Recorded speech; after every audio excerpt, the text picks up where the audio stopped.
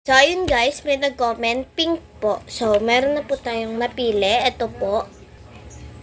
Yan, maghahanap na, titingnan na po natin.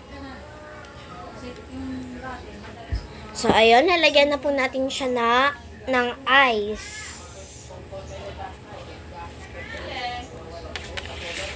Lalagyan na rin po natin siya ng lips. Lalagyan na rin po natin siya ng earrings.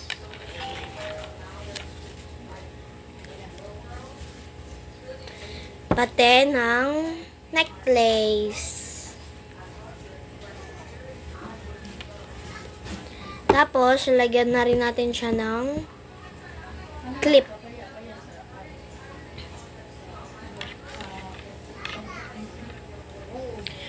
Okay na guys, nagawa ko na siya. Ito na siya. Yan.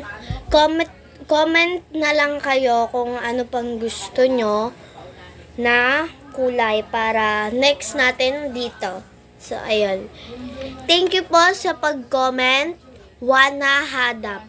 Thank you po sa pag-comment. Comment na lang po ulit kayo kung may gusto pa kayo. Ayan po siya. Ayun lang po. Bye!